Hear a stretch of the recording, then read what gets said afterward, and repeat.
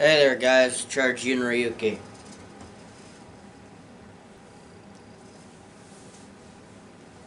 Boy, how's everybody doing? I'm doing alright. My birthday was yesterday. Not like that's important, but it's snowing outside. Ain't that a surprise? Um, I'll be going to Con again, and it's this following weekend. Um, I have been recording reviews. I've been working on an impression video for a game. It's going to be the very first time I actually do a full review on a game. Um, it's the one that I just bought this year, and I probably should be showing it to you guys, but for you guys to see it, you'd have to go click the links down below and check out my Twitch and check out my Mixer channels, because that's where it'll be shown.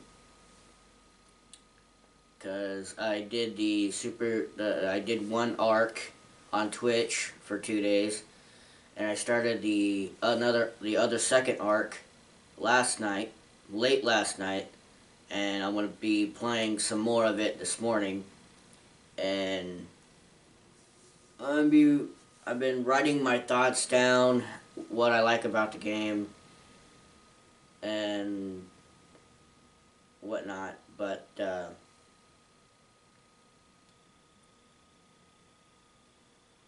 with me going to CompiCon, there's going to be a couple more people there. One of them I've never heard of before. I think her name's Whitney. She plays Yozora from Hagedai and Hagedai Next. I know that because I've watched it. But I never heard of her. Never heard of her before. And Vic Mignogna is actually going to be there, so I get to meet Vic, and Tia Ballard and Greg Ayers will be there again, so I'll get to see them again. Hopefully I'll be able to get to go to Tia Ballard's panel, but because I only got to meet her in line for Todd Hapricorn's meet and greet signing kind of thing. But for some of you guys who might be wondering, the ones a handful of people who actually watch my videos are probably wondering why I'm doing things in a live stream and not through videos. Like the Pokemon videos, the Doki Doki videos,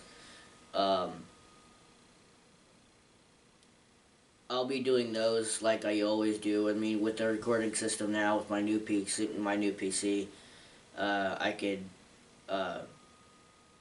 record visual novels a lot better than before. And with live streams, the main reason why I'm doing it this way, trying to change things now that I have a system that works, with the game capture card system and the editing part of it, where you have to set up 15 minutes of video.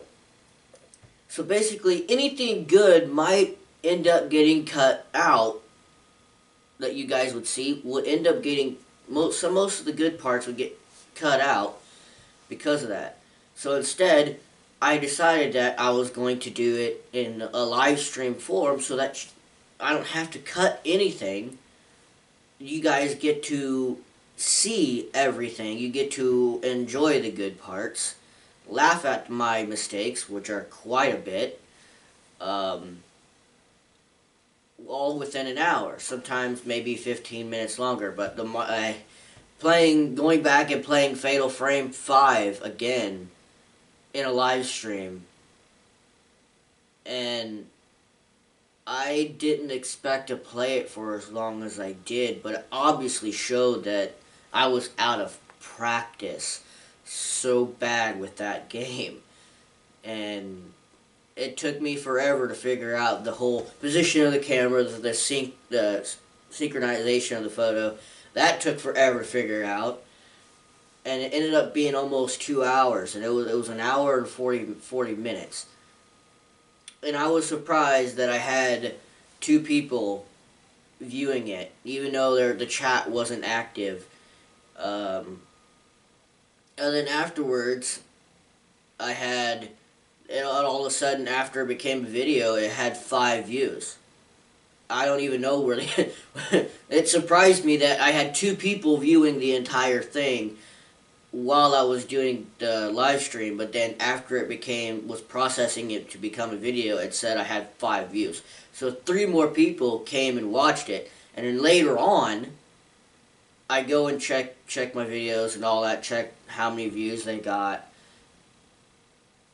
Fatal Frame has gotten 2 more views, so it's got 7 or even 8 views now. Maybe even 9 views, I don't know, I haven't checked. But yeah, I'll probably, like, I started this whole routine, like, when I did this, and I was going to do 1 game, 2 streams every time. But every now and then, you might not see me stream or announce a stream on YouTube, for my channel, because I will be uploading videos. Sometimes with the stuff that I do here, I won't always be able to upload videos. Both Thursday night and Friday night, I couldn't upload videos. I couldn't stream. I couldn't stream on Twitch. I couldn't stream on Mixer because of things that I took part of doing and I had to get done.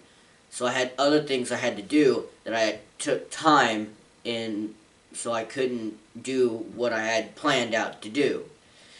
And I apologize for that. But late last night, when I got back from spending hours of time in Manhattan, going to Longhorn Steakhouse, having me an awesome outlaw ribeye.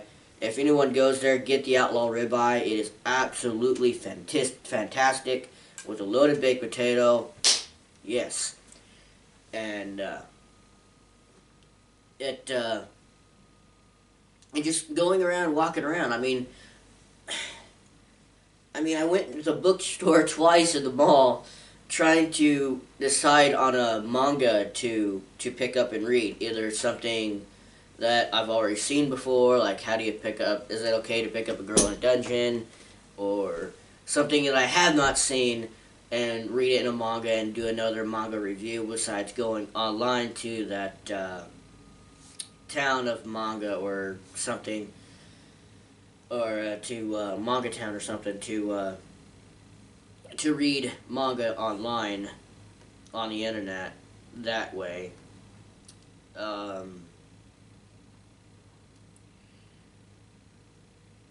Making progress on the Pokemon games.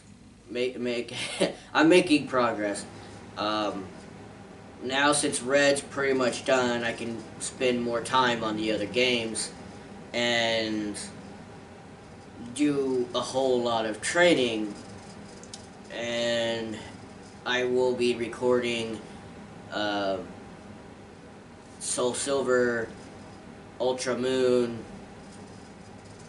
Alpha Sapphire again, because I made a change. And I'm going to talk about that now, so I don't end up mentioning it. I'll probably mention it again. But I did a Twitter poll on Ninkata's evolutions. Which one should I choose to have part of the team? Either one would be perfect for the team and how it's set up as of now. And in the last video, I showcased after Ninkata evolved into Ninjask and Shedinja, that Shedinja would be a part of the team. After doing some training, I felt uncomfortable with Ninkata, not Ninkata, Shedinja, that it was like a one-shot and done. if an opponent used a move that wasn't effective, it would do nothing. But if Shedinja's speed and defense wasn't up, it wouldn't have been able to. Its defense wouldn't have mattered, because if it's a super effective move, it's an automatic KO. It's an automatic knockout. So in an important battle, some people might be able to rely on Shedinja in a one-hit move, but with how I set things up and set things up for myself when I do these things, I need a team that can all stand strongly and be able to take hits, whether they're super effective or not. So I ended up going back to Ninjask. I felt better with Ninjask, and with its moveset, I felt comfortable. And with how the team is set up, you've got Combuskin, Fighting Fire, you've got Ninjask, Bug Flying, and either Bug Ghost would work in the team. So I say either one would work. And that doesn't mean no one will see Shedinja again. I will bring Shedinja back with certain matches. With certain things, I'll bring Shedinja back. And Shedinja will be close to everybody's level, if not right at everybody's level. But that doesn't, it's like I'm just saying right now to anyone who wanted me to use Shedinja, and then me not choosing not to use him, I will bring him back, but it will be later on. It'll be later on, and especially if I remember. But I'm going to be using Ninjask because with the final two members of the team, it's quite obvious I'm going to be choosing Roselia as the fifth member of the Team Alpha Sapphire, Team Combuskin, as of right now. That Roselia will be the next team member. And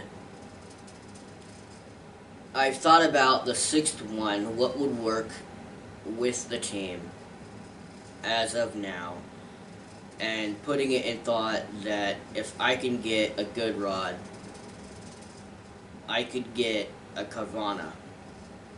Carvana Water Dark, or just Water to Water Dark, it would actually work. So because I knew I needed a water type, that was obvious. But then having a dark type would be also pretty cool because it'll counter Ralts, and then it'd also be weak because Ralts is also a fairy type. But so it would all work.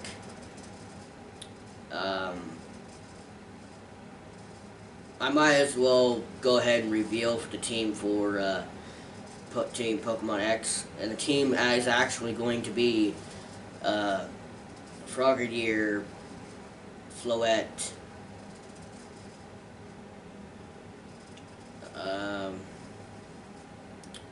Crocunk, Steelix, Aerodactyl, and Handor. That's going to be the team. That's the team I've chosen before I even started playing.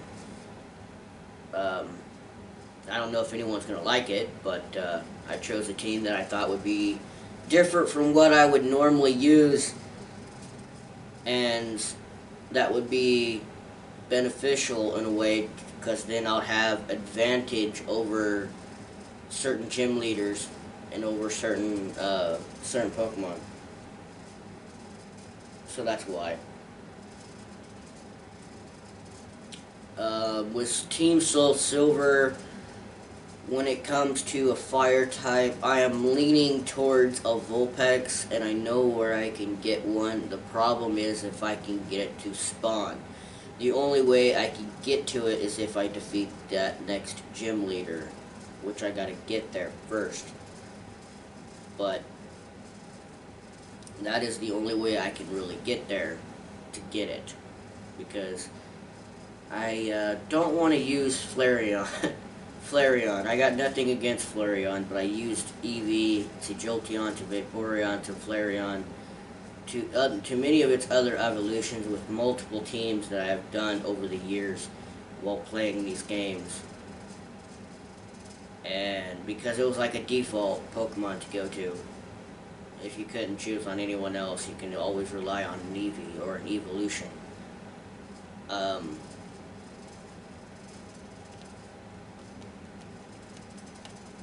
The team for Ultra Moon has already been decided, and I was so happy when I did multiple Twitter pulls for the last 5, for the 5th and 6th team members.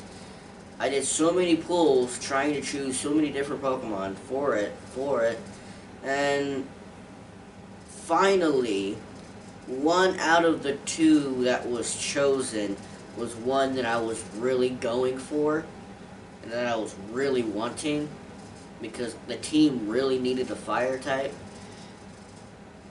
And then the other one, I wasn't really going for it, because I would already have a type that's part of the team already, so I wouldn't have needed it, but then its final evolution is a rock dark type, but then still, but oh well, it's a powerful Pokemon, so I will go along with the Twitter poll and use it. But hopefully when I go to ConPyCon again, that I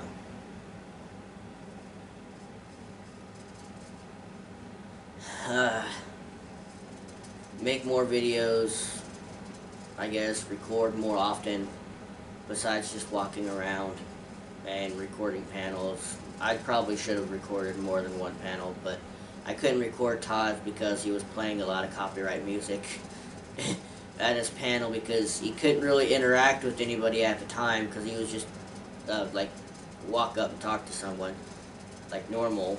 He was basically doing Twitter, like everybody was tweeting questions and whatnot right back to him, and they were surprised that he actually replied to mine. I couldn't really record it, so if I was able to cover that with other music that's on YouTube, it still wouldn't have mattered. I still would have gotten the copyright strike immediately, because YouTube's a dick. But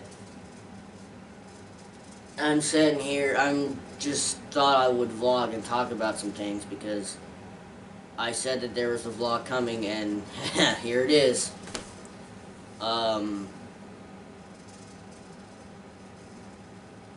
Well, I will be doing, I will be, probably might make do 3 live streams with Fatal Frame 5. To try and get as far in the game as I can. I'm pretty sure that we're going to end up running right back up to the mountain to try and save Haruka again, but I don't think it's going to go well. Especially now, since we're going to be playing as Ren, which Ren might lose his assistant in the next part. I don't know. I have no clue. But if I want to, here's the thing with the Fatal Frame games. I know for a fact that I can get the first 3, at least the first 3, for Xbox, for the Xbox originally, the original Xbox, the one that came before the dinosaur. That's right, but that's in my entertainment center. But the original Xbox games can be played on the 360, such as that dinosaur that's still half-ass works. For some reason, it will not replay discs anymore. So I can't go back and play Skyrim. I can't. Unless I get my spare Xbox 360, my Xbox 360 Slim, working. Which I don't know if I shut that one down and start this one up, if all the data from that's on that one will work on that one, which everything that was saved. Which is sad, because I was really wanting to do Sniper, Ghost Warrior, whatever, that I had a stream on that. I was wanting to do a live stream on Skyrim going back to it. Because you could easily play such as Minecraft, Fatal Frame 5 like I did, Skyrim, games like that. You can just lose track of time, and then you'll be like 1 in the morning, and all of a sudden you're just like 8 o'clock or noon or whatnot the next day. It's probably a bad example, but oh well.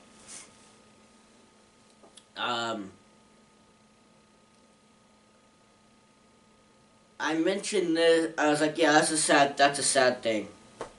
But maybe if I'll probably mess around with it again to try and see if it'll work.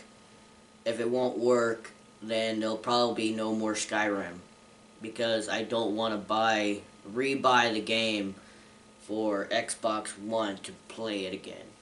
I don't want to do that.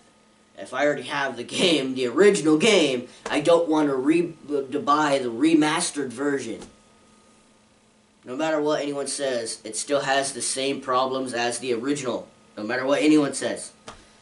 It's the exact same game. But like anyone's seen, I did buy Dark Souls. And I played a little bit of Dark Souls. And then I cut some of it down to within 15 minutes, but I thought about maybe doing a live stream on that, but then Dark Souls Remastered is also coming out. And some say I was better off buying the remastered version or buying Dark Souls 3, but I ended up buying Dark Souls. The one that isn't remastered. It's like, I'm fine with the game. I'm not happy with the fact that RB is your main attack. That's the only thing I'm not happy with. And yeah, it took me, let's see, I played that game for 2 hours. It took me an hour and a half just to beat the boss. I died so many times trying to beat that boss. It was not fun. And then when you want the guy to move, he ends up taking a potion and dying. That happened a lot, and it was very frustrating. I was concentrating so hard on the game. But yeah.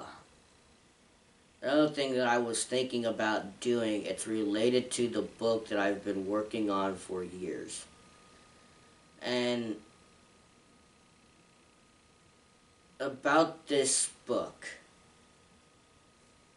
I think I started it in January 2010 in the middle of the night on a weekend. I had a notebook, I had a pen. For some reason I had an idea, but then I couldn't quite grasp it. And I went to sleep. I don't know if anyone's had this happen before, but I remember waking up.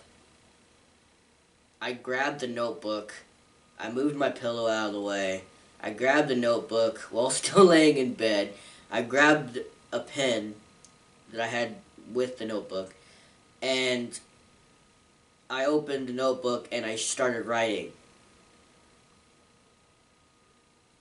The only light I had was from the moonlight from my window, from my south window, when I was still living with my parents. That was in 2010.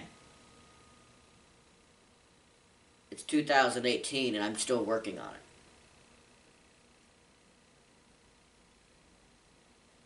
When I started this book, I didn't write a prologue. I went straight into the story. And it took months before I finally came up with a title for the book.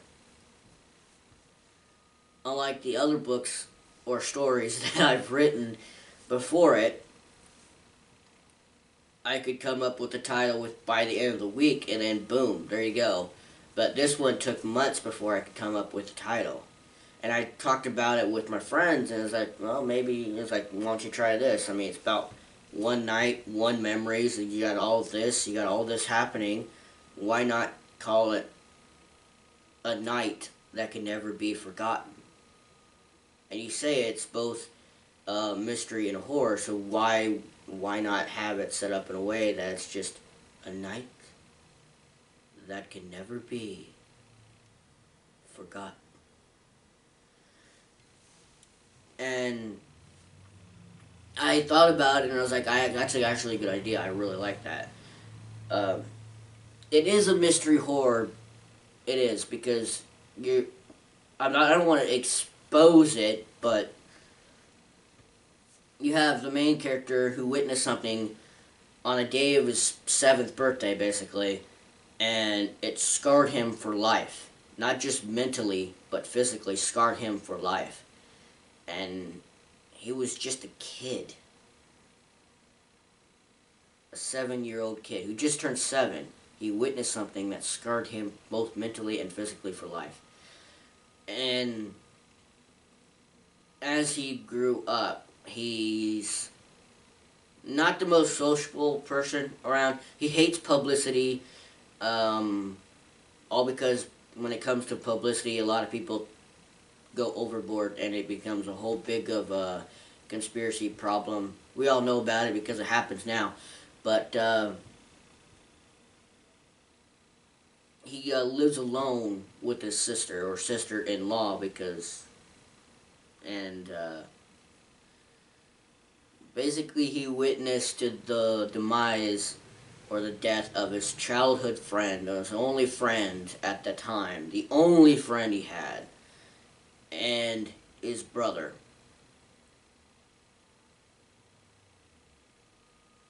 And witnessing it scarred him for life.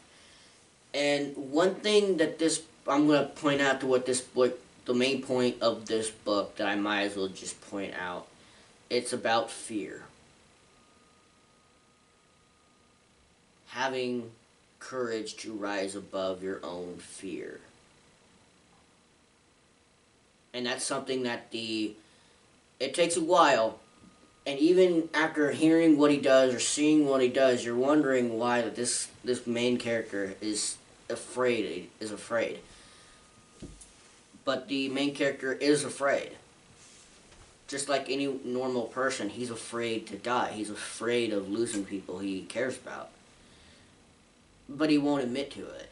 That's the thing that you would automatically notice, that he doesn't admit to fear. He doesn't show anything. But then things start to happen. Things start to change. And he's got someone else that he cares really deeply about, even though he's never told her. And it's someone he just recently saved too. And he cares really deep about her. And even though they're together, he's never really admitted how much he cares for her. So he never really confessed to her.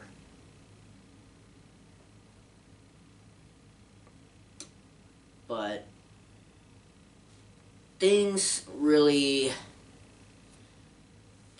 take a turn for the worst in this first one. I mean, in this first one, I put in, like, there's certain fight scenes, like in the start of the book, to certain points here, to immediately grasping the horror aspect of just immediately, like, after this, you got, all of a sudden, it just immediately goes, so it gets set up in a way to really go into the horror, and it really, how I really set it up, and it creeps, because at the time that I was working on, every now and then I would go to a game, whatnot, during that time, that when I was still in school, I would bring my book up with my English teacher in high school, and I would show her it, and would let her read it, and she would point out things that maybe if I used, change words.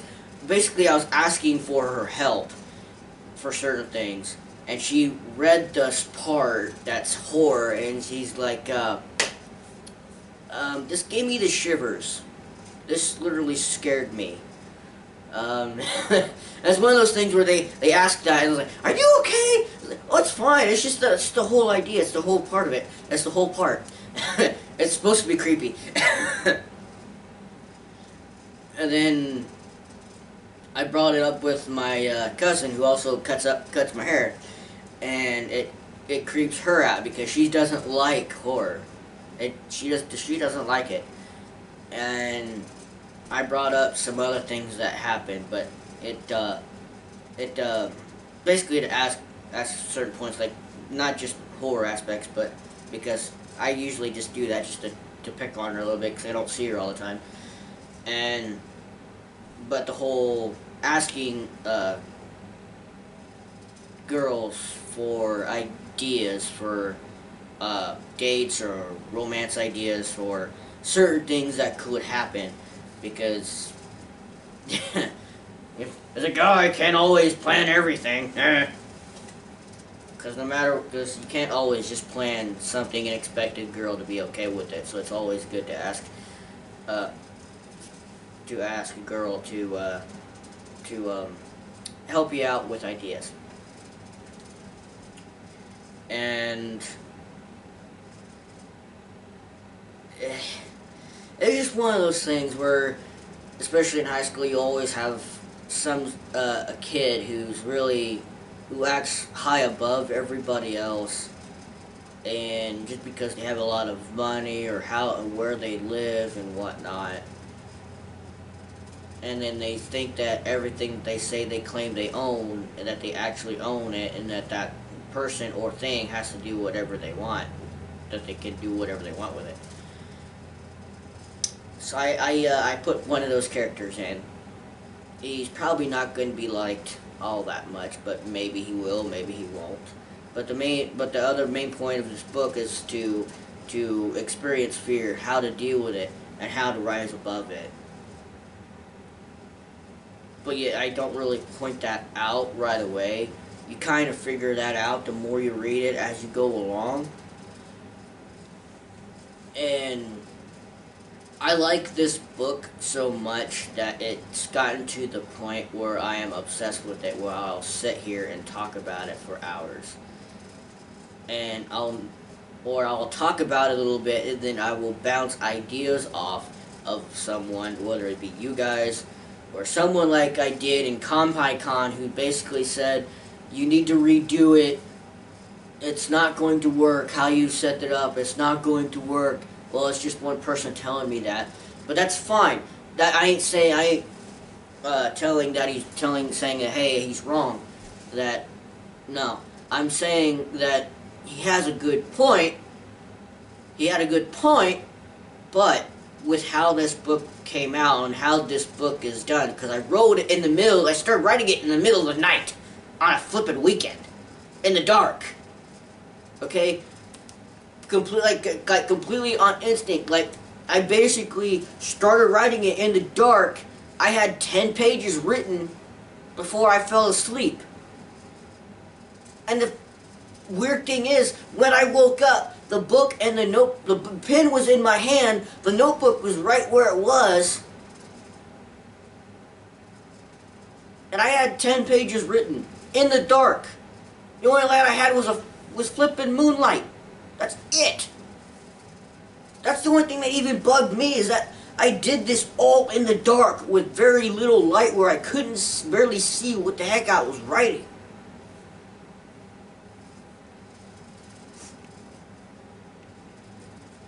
But I thought, since I'm working on this book, and it's sad when I say this, but I take the time to edit and work on this book. I spend more time on it than I would take the time to download an editing system and edit my videos, or choose to edit videos.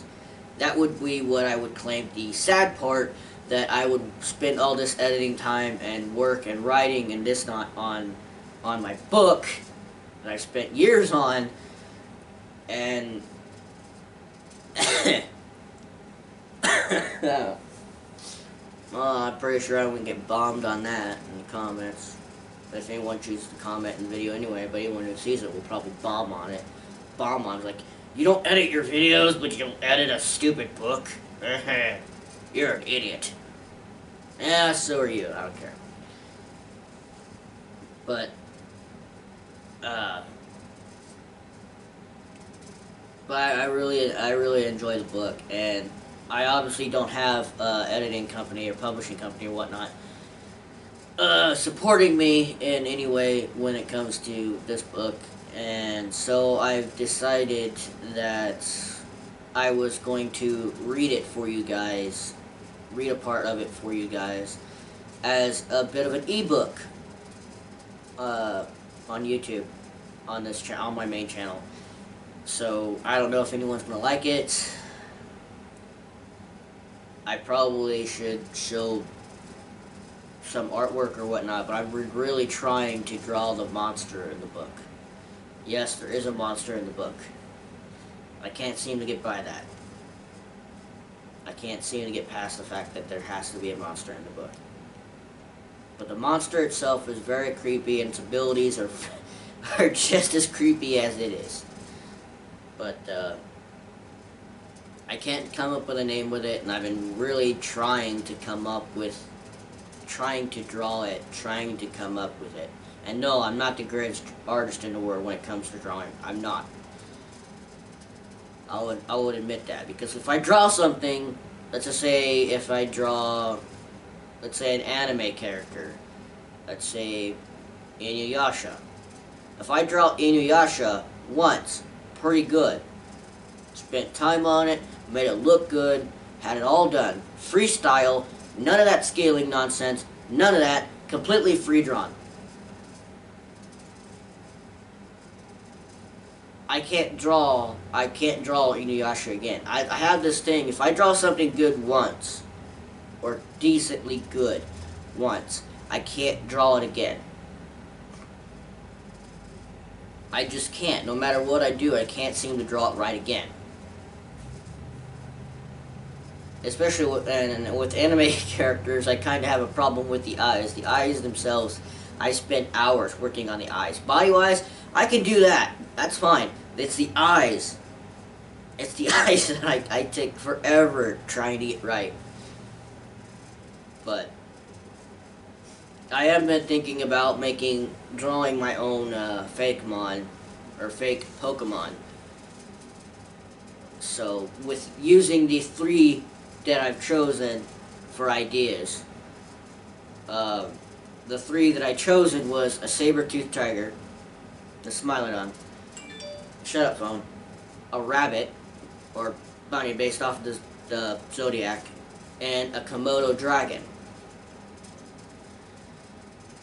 I talked about this on Pokemon X, I believe, when I first came up with it, or when I first decided to announce it and talk about it. The Smilodon, the saber-toothed tiger, God, I might as well talk about that now. Let me know in the comments if you guys want to, would like to see this, see me read, would like to hear my book, to watch a video on that. Let me know in the comments, because I spent years of work on it. I really, really like it, and I plan on writing 1 or 2 more afterwards.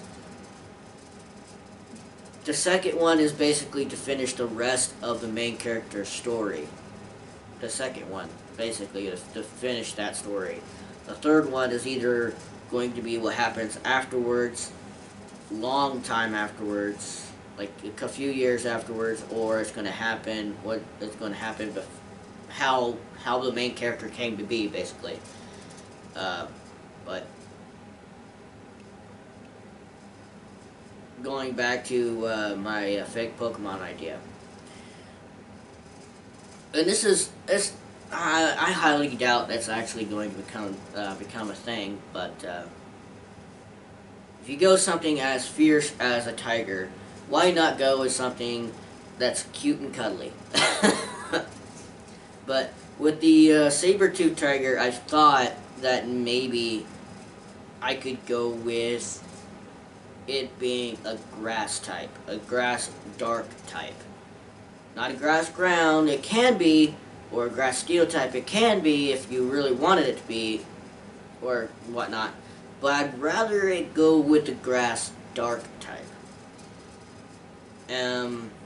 Starting out, like, you'll basically like to tell the difference of how the age and the change of how it evolves. When it's just a young little cub, you can hardly see its fangs. Obviously, saber-tooth tigers don't really have a long bushy tail. They have like a short tail, and they have kind of a mane, kind of like a mane on their back, kind of one stripe. So I think it's just one of those things like they might or might not have. So I'm gonna have something like it's going to be like a light color green with, it's mainly going to be a black color, but with like green around here, and green up, but covering the face a little bit to going up down its back. And as it evolves, the green part kind of grows, and it becomes covering the body more.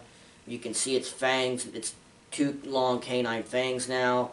It's got more of a sinister look, and I'm thinking about adding vines to it. I don't know if anyone would like that, or I would like that, but vines are going to be covering it. There'll be certain parts shut down with leaves or whatnot covering it. And then as it evolves, it grows even bigger. The canines are even bigger. And when it reaches its full evolution, it's going to be a much darker green than the two previous. And it's going to be a lot bulkier and like physically strong. And its attack that I came up with, it's a physical attack, not a long distance attack. It's a physical one. And I would count it as a special attack, mainly, because of what it would do. But it's called Leaf Shroud. Leaf Shroud, as I describe it, is almost like Flare Blitz, or like Volt Tackle, but it hardens the body to be like almost as hard as steel, which means it's when an attack is used on it, the opponent, the Pokemon using the Leaf Shroud, it's mainly set for this Pokemon. I don't think I'll let any other Pokemon use it. It's going to be a special move for this Pokemon only. And it's a physical attack where the leaves around it become hard as steel. The leaves on it that appear on it become almost like blades. The leaves themselves becomes almost like blades. So if anyone thinks back, another way of describing it, how I thought about it setting up, does anyone remember an anime called Tenchi Muyo and about Light Hawk wings? That's another way of describing it. With a leaf, 3 leaves, boom, boom, boom. Another way of describing it, a vortex of like air, like leaf tornado, like being surrounded by 1,000 or more millions of leaves constantly, with 3 leaves being the center of it, and the powerhouse behind it, and just running at you, and then boom! But I wouldn't really say it. The Pokemon using it, I think I probably would say it lowers the special attack, special defense. And I guess if you want a powerful attack like that, especially designated for a grass type, it might take damage for it. The fire type is obviously going to be some cute cuddly like little rabbit. And it's off of the Zodiac as well, like all the others. And I thought about, excuse me, it mainly being like a little bit of red, but mainly pink. Kind of, maybe a little yellow or whatnot, but kind of like a reddish pink kind of color. And it has a ribbon tied around its neck, and the ribbon grows with it as it evolves, and it's kind of got these little gold bands around its wrists, or around its feet, I guess I should say, on all four of them.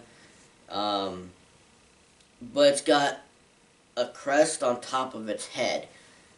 And with this crest on top of its head, when it ignites, it allows it to use its fire type moves. And with the ribbon, it allows it to use fairy type moves. So basically, how I'm pointing at it out is like the grass dark type, fire fairy type, which is something fairy types have been introduced. The only fairy type starter we have is Populio's evolutionary line, a water fairy type. But why wouldn't it not work with a fire fairy type? And I think if you want a fire fairy type, a cute little cuddly rabbit would be perfect. Would be perfect. And the idea how it came out with the ribbon part is that as it evolves, it could be going from where it can kind of be like Cyndaquil, the Typhlosion, when the like the crest kind of covers the top of its head to the back of its body, where it lights up and ignites and allows it to use its fire type moves. And it's able to use the ribbon to either attack or counter or deflect moves. But the ribbon will be like a designated, like a signature kind of thing. Like sometimes, like it might use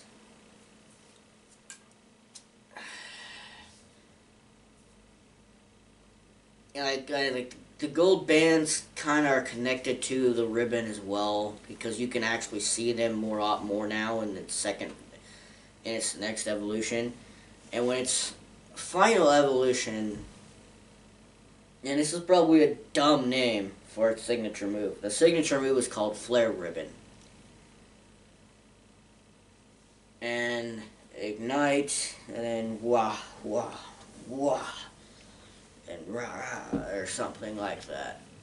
It's, I would probably designate it as a move that can easily cause a burn, but it could be a one-time attack or attack that can attack more than once. I think of another attack with it's called Ribbon Dance, and it'll be like a fairy type move. It's strange how my mind works at times, but you'll see, like in its evolution, like if it's a female, you'll probably see more of a pink color compared to the red color. So, but with the male, you'll see more red with pink with a bit of gold and white, kind of like those. Trying to think of a name of like those statues or whatnot that kind of have like the gold ring, because final evolution is kind of like where it's got like kind of like a gold ring on its back, and it's helps it with its ribbons, with its ribbon attacks and whatnot. I think it'd be better described if I actually draw it, but I think that will take me forever if I choose.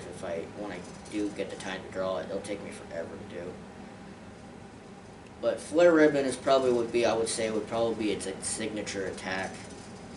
And Ribbon Dance is another fairy, also new fairy type of thing. I don't know why, fairies and ribbons, nah. And Komodo Dragon. Komodo dragons, everyone knows this, but, or should know this, but if they bite you, whether or not that wound is taken care of right away, because the bacteria that lives in the saliva of a Komodo dragon, you'll most likely die. Which is why I thought that a Komodo dragon will be better off being a water poison type. So you can, when it's starting, and when it's at the start, you can definitely see the purple part. So you can definitely see the part that's obviously leading point to the point that it's actually a poison type. And it's got a little bit of saliva dripping from its mouth. All these tiny little teeth. And it's got purple spikes on the back of it, but it's kind of like a purple and a blue kind of color. The body is mainly blue, but then you got some purple here and there to help point out that it's a poison type and whatnot. And as it evolves, moves like Aqua Jet will be perfect. Would be perfect for it. Poison Fang, Poison Tail would be perfect.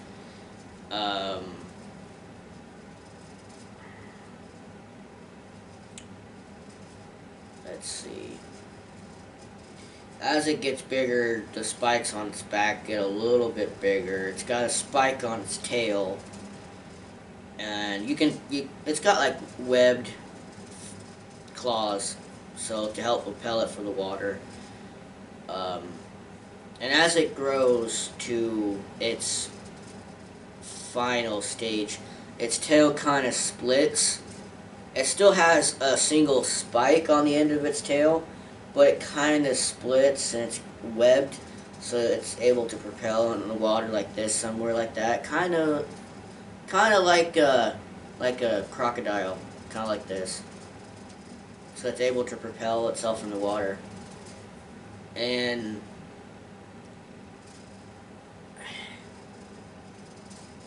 I think Poison Blast or Venom Blast or something like that would be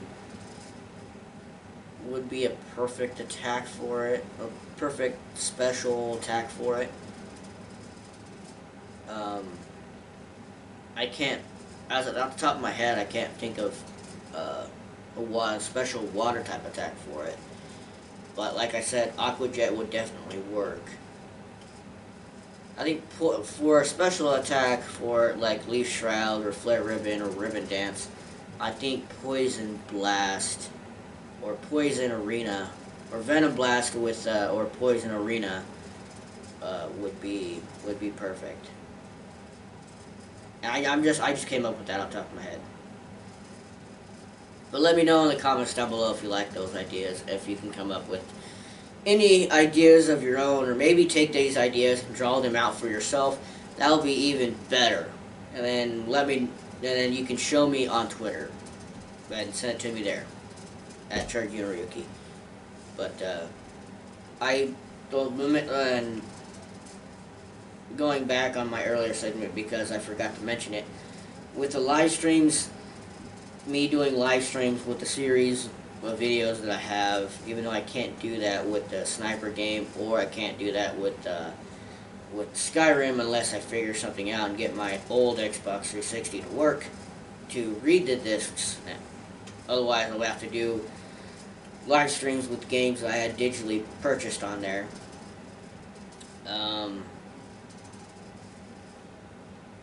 The main reason that I'm doing live streams with those series that I'm doing, or series that I just introduced on the channel,